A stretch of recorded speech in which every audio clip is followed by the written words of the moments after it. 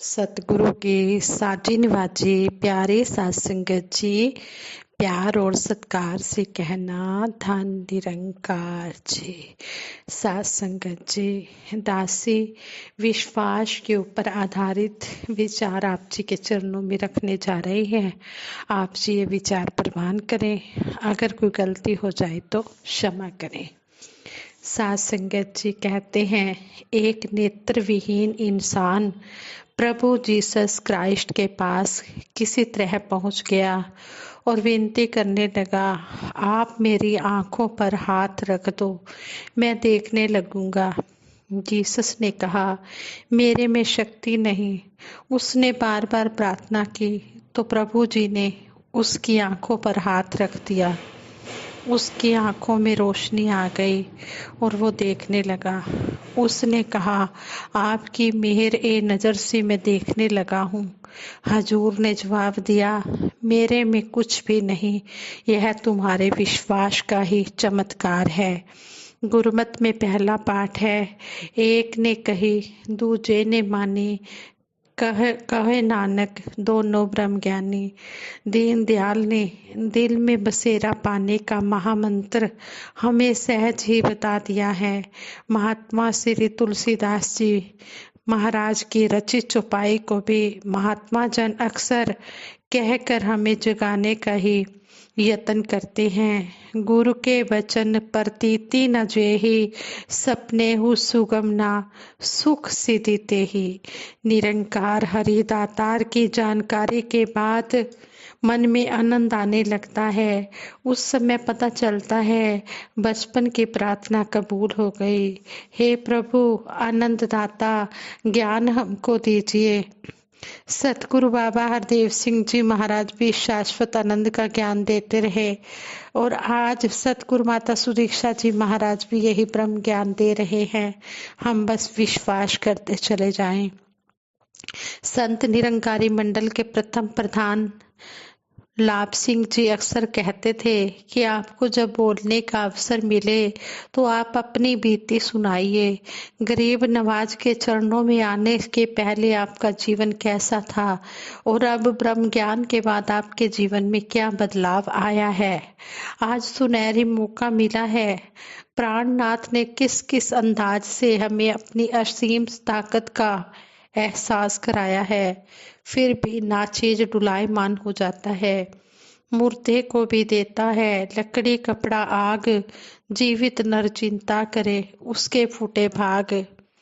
संगत जी, एक महात्मा अपने विचारों द्वारा बता रहे थे, कहते हैं कि दास का तो ज्ञान वाला जन्म ही नहीं होता यदि महात्माओं की कृपा ना मिलती। शुरू शुरू में हर सप्ताह नए नए भजनों की रचना हो जाती थी। दास उन्हीं संतों में बोलता था। उस जमाने में प्यार की बरसात हुआ करती थी सत्संग में। हमारे जैसा मूर्ख भी गीतकार बन गया। नीचो ऊंच करे मेरा गोविंद, काहू ते ना डरे, नाम देव गणिका अजामल सदना सैन तरे। ये बातें बिल्कुल लागू हो रही हैं। दास पश्चिम बंगाल में टीटागढ़ के एक जूट मिल में कार्यरत था। कुएं के मेंढक की दुनिया बहुत छोटी होती है। मन में ख्याल आते, कोई गुरुदेव है जो कुछ लोगों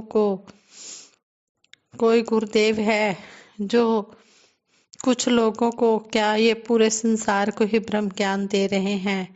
महात्मा जन अपने किराए से दास को प्रेरणा देकर दिल्ली संत समागम में ले गए।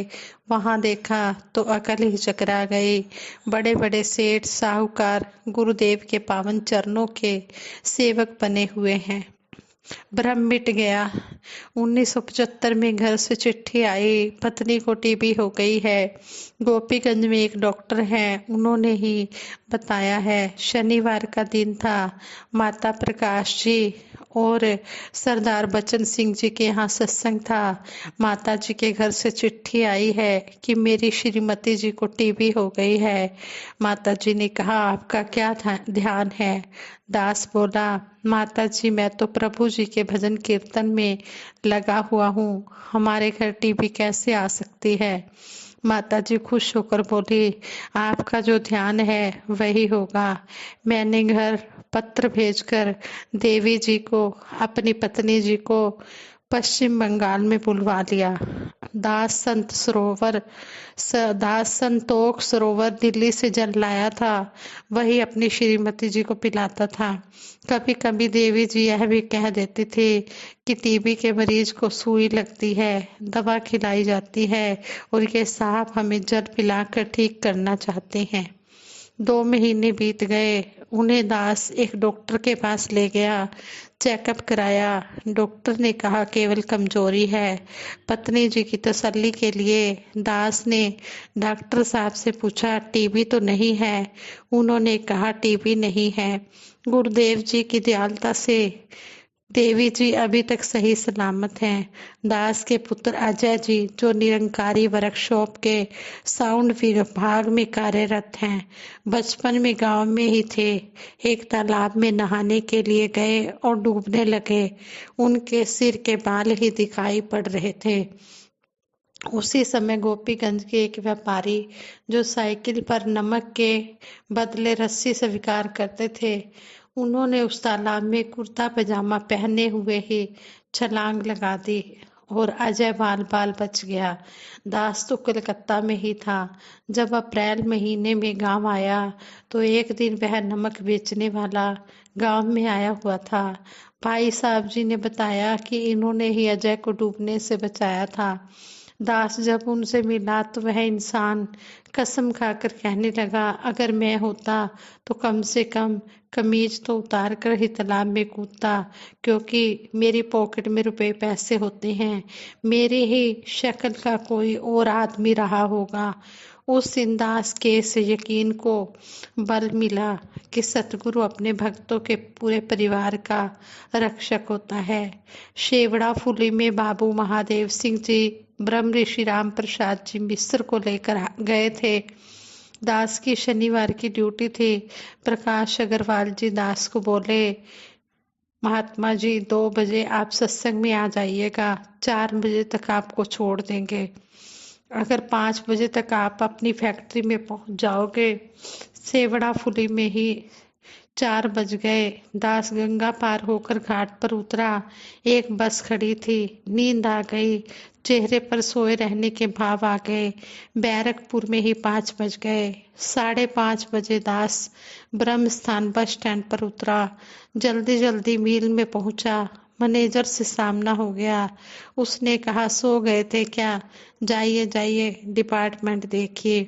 गुरु कृपा ने ही मैनेजर की डांट से बचा लिया। कहते हैं जिनको मुर्शद पे है यकीन, उनके बेड़े पार होते हैं। दिन में 1-2 नहीं, ऐसे मौके हजार होते हैं। नौकरी में सैलरी उसी हिसाब से मिलती है कि आपकी ज़रूरतें पूरी ना हो और आप वह नौकरी के लिए मजबूर रहें। एक बार संत समागम में दिल्ली में जाना था और रुपए नहीं थे। दास ने खोज करनी शुरू की कि माया कहाँ छुपी है। सारी बुक्स में, कपड़ों में देखा। एक पुराना कोट कई साल से खूंटी पर टंगा हुआ था। कोट की पिछली जेब से कड़कते हुए 100 रुपए के 2 नोट मिले और दास समागम के स्वर्गीय नज़ारे को देखने में समर्थ हो गया। दास की जिंदगी, ये बात बहुत पुरानी है, ये बात 1976 की है, 1976 की है। दास की जिंदगी निरंकार प्रभु की रहमतों का जीता जागता प्रूफ है। दास के जो गीत निकलते हैं, ये सारी रचनाएं निरंकार प्रभु ही लिखवाता है। रात के कभी 1 बजे, कभी 2 बजे, कभी 4 बजे नींद खुल जाती है। एक लहर सी चलती है। प्रभु जो शब्द भेजता है, दास वही लिख देता है। कभी कभी ऐसा भी हो जाता है कि दीनदयाल कुछ बोलते हैं और दास कुछ और लिख देता है। उसके सुधार के लिए करुणा निधान संपादक साहब का वेश धारण करके रचना में 4 चांद लगा देते हैं। बचपन में दास ने एक मुहावरा पढ़ा था, जादू वह जो सिर चढ़कर बोले। सतगुरु का जादू आज भी सिर चढ़कर बोल रहा है। बापू गांधी जी ने राम राज्य का सपना देखा था और आज सतगुरु माता सुदीक्षा जी महाराज उसे साकार कर रहे हैं। चारों वर्णों को एक प्लेटफॉर्म पर बिठाकर समता का दिव्य पाठ पढ़ा रहे हैं। आज के प्रगतिशील युग में जबकि लोग इंसान के सामने हाथ जोड़ना भी नहीं चाहते हैं। आज बड़े बड़े ओहदेदार ऑफिसर सतगुरु के चरणों के सेवक बनने में अपनी शान महसूस कर रहे हैं। इससे यह विश्वास मजबूत हुआ कि झुकना इंसानियत की शान है, अकड़ना मुर्दे की पहचान है। हमें अपने सतगुरु पर पूरा विश्वास होना चाहिए। जिनको अपने मुर्शद पे है यकीन, उनके बेड़े तूफानों से भी पार हो जाते हैं। जो सतगुरु निरंकार के ऊपर अपना टूट विश्वास रखते हैं, वो कभी भी जिंदगी में कहीं भी हारते नहीं हैं। उनकी हमेशा जीत ही होती है। जैसे कहते हैं मन जीते जग जीत। जब मन को जीत लिया जाता है तो सारा संसार जीत जाता है, जीत लिया जाता है। इस तरह हमें सतगुरु के ऊपर पूर्ण विश्वास रखते हुए अपने जीवन की यात्रा को तय करना है। कहते हैं जो दृढ़ विश्वास बनाए, जो हमारे विश्वास को दृढ़ बनाए, ऐसे भगत का संग करें। जो हमें सत्संग में ले जाए, ऐसे भगत का संग करें। जो हमें सेवा सिमरन सिखलाए, ऐसे भगत का संग करें। हम हमेशा ऐसे ही संतों का संग करते चले जाएं, जो हमें सेवा सिमरन सत्संग के साथ जोड़ के रखें। इस तरह दासी ये विचार इस महात्मा के सुन रही थी, तो दासी को ये विचार बहुत अच्छे लगे। बहुत ही विश्वसनीय विचार है, विश्वास भरे विचार हैं। इसी तरह अगर हम भी अपना विश्वास अटूट रखेंगे तो हमेशा जिंदगी में हमें सफलता ही मिलती चली जाएगी, और हम अपने जीवन की इस नौका को भव सागर से पार कर लेंगे। साथ संगत जी, हमेशा हम सतगुरु का सहारा लें। साथ संगत मां निरंकार दातार का सहारा लेते हुए अपने जीवन की यात्रा को तय करते चले जाएं। दासी इन शब्दों से आप जी के चरणों में ये भी माफ़ी मांगती है कि अगर कोई विचार करते हुए गलती हो गई हो तो उसके लिए भी क्षमा कर देना, और आगे के लिए सुमत बख्शना। बोलां दे नक्शियां ते अमलां दा रंग भर दे, जीवन गुजारा तेरे संता तो डरते डरते। साथ संगत जी प्रेम से कहना धन निरंकार जी।